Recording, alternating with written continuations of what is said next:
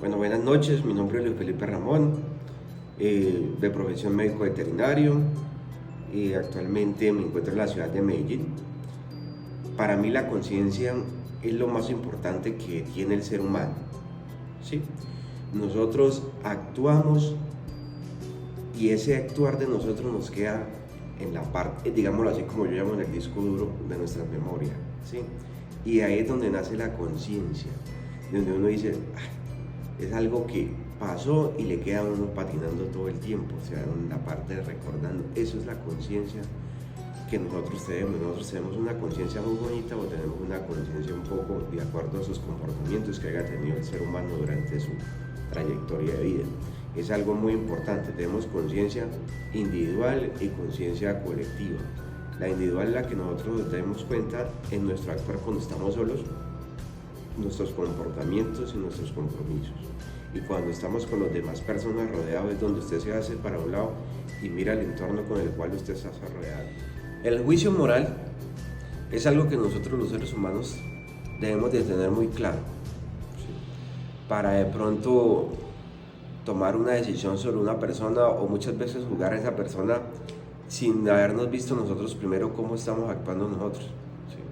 Por eso uno cuando va a hacer una recomendación o cuando va a dar alguna instrucción o algo, uno debe tener muy presente esos principios para de pronto no ir a cometer un juicio moral y después uno esté diciendo uno mismo, hombre, yo hice eso y yo no lo hago, ¿sí? Eso es algo muy importante. Hola, soy Luis Alejandro Tavares, tengo 22 años, soy tecnólogo en construcción de edificaciones, estoy estudiando ingeniería civil en la Universidad Nacional de Colombia. Respondiendo a las preguntas que me hace Luz Dari referente a qué es la conciencia, pues tengo entendido que la conciencia es como el conocimiento que tenemos entre lo que es bueno y lo que es malo y así poder pues decidir qué hacer. Ya también me pregunta acerca del juicio moral, que es lo que nos permite diferenciar entre qué es lo correcto o lo incorrecto. Mi nombre es Carlina Pardo, tengo 58 años, profesión ganadera. Me hicieron dos preguntas, ¿qué es conciencia? Para mí la conciencia es descubrir qué es el bien y qué es el mal. Y el juicio moral es el acto que permite que yo juzgue mis acciones, buenas o malas. Eso es todo. Mi nombre es José Wilmar Tavares, tengo 57 años, soy ganadero independiente. A ver, de acuerdo a la conciencia, para mí es el acto bien o mal de algunas acciones que hago. El juicio moral es la consecuencia de lo que yo hice, bien o mal, para juzgar o que me juzguen a unas personas. Hola, mi nombre es Luz Dari Sorincho Vargas, soy estudiante de arquitectura y hoy les voy a compartir las conclusiones de este ejercicio. Bueno, como conclusión de estas 4 entrevistas anteriores, nos damos cuenta de que tienen un pensamiento más o menos similar en cuanto a los conceptos de conciencia y de juicio moral. Y finalizamos con que la conciencia en sí es como ese amigo interior que uno tiene aquí en la cabecita, que te ayuda a saber qué es lo que sientes, qué estás pensando y cómo te sientes, ¿cierto? Ante lo que estás haciendo o ante la situación que estás atravesando. Entonces te ayuda a distinguir lo bueno, lo malo, a comprender esos pensamientos y esas emociones que viven aquí. Bueno, y ya en cuanto al juicio moral es cuando utilizamos esa conciencia, ¿cierto? Para tomar ya decisiones de lo correcto, lo incorrecto, lo que está bien, lo que está mal. Entonces, ya para tomar un juicio, ¿cierto? Para cuestionarnos, cuestionar esa opinión que tenemos y por lo tanto actuar con base a eso.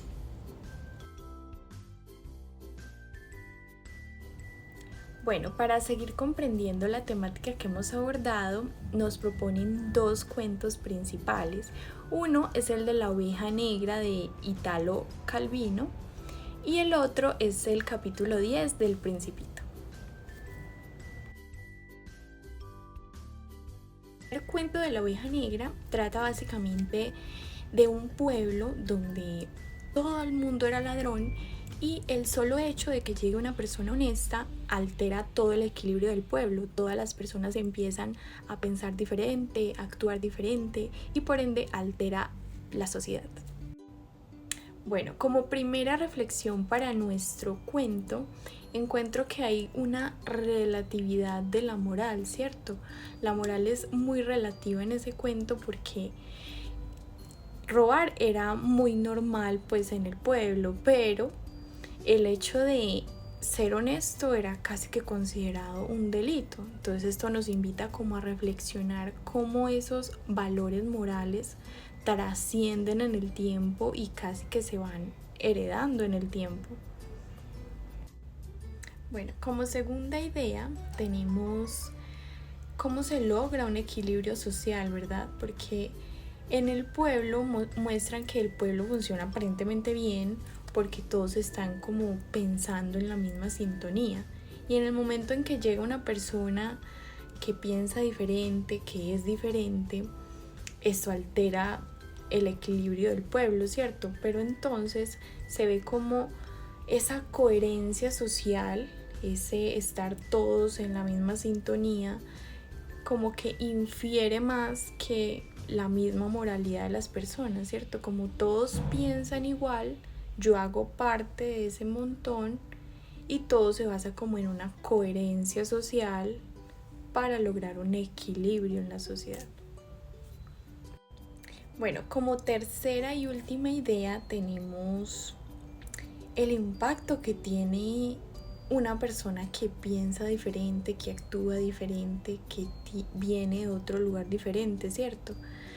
Porque ese impacto desequilibró a todo ese pueblo, pero asimismo también hizo que cada persona se pusiera como a analizar su comportamiento, que para ellos venía siendo normal, lo analizaron y se dieron cuenta de que tal vez sus intereses eran otros, tal vez su visión era otra y por ende criticaron por primera vez si estaba bien o estaba mal lo que están haciendo o si en realidad lo que estaban haciendo les aportaba algo a ellos.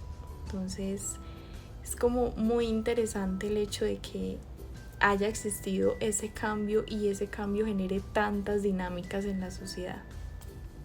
El texto me pareció muy interesante porque aparte de las reflexiones anteriores, esto muestra muy bien cómo funciona el hecho de intercambiar conocimientos, de no pensar igual a las demás personas, de incluso de socializar y ser parte de una sociedad, porque eso nos lleva de verdad a cuestionar esos juicios morales que uno, pues con los que uno nació, con los que le ha inculcado la familia, ¿cierto? Y así como enriquecerse personalmente. Siento que fue un muy buen texto y la invitación yo creo que es a eso, a que miremos y nos autoanalicemos a nosotros mismos, a lo que pasa en la sociedad y tengamos otras perspectivas para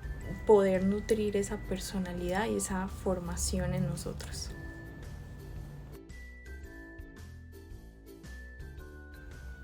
Bueno, el cuento número 2, el cual le pertenece al capítulo 10 del libro El Principito, nos habla de la interacción entre ese principito y un rey que se cree soberano pues de todo el universo.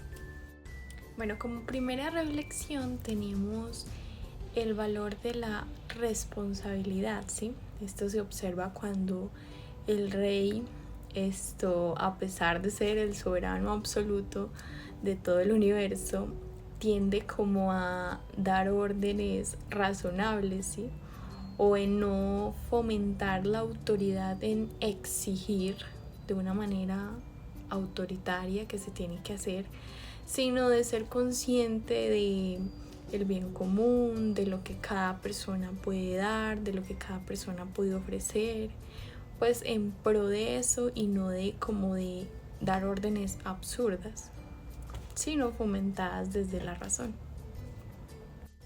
Como segunda reflexión tenemos ese concepto de poder, ese concepto de autoridad, ¿cierto? Vemos que el rey, a pesar de que era el soberano de todos, no tenía súbditos, ¿cierto? Él decía que cada quien debía autoanalizarse, autocuestionarse, criticarse, ¿cierto? Entonces esa dualidad de ese poder no era impositiva, sino que al contrario se complementaba desde el consentimiento y desde el respeto. Entonces eso también nos muestra como la importancia de que nosotros como seres humanos no necesitamos que nos impongan, no necesitamos que nos sometan, pero sí hay que hacer una autocrítica, hay que hacer una introspección a nuestros pensamientos, a cómo estamos actuando, a si en realidad lo que estoy haciendo me está llevando a mis metas, o si eso que estoy haciendo, que estoy pensando, me está nutriendo personalmente o está nutriendo a esa persona que desde el concepto de ser un ser sociable, de ser un ser empático, ser un ser compasivo, pues en realidad sí está teniendo coherencia con mis actos. Al igual que el texto anterior, también me gustó mucho porque este en especial hace alusión como a ese respeto por la individualidad y por esas necesidades reales de los demás, ¿cierto? A no imponer, sino respetar, y también a esa invitación de hacer una reflexión profunda de sí mismos. No es necesario que nadie nos imponga, no es necesario que nadie nos reprenda, pero sí es necesario que nosotros como personas nos miremos interiormente y empecemos a nutrir esa persona que quiero llegar a ser, esa persona que estoy siendo hoy, y corregir tal vez conductas que tuve en mi pasado.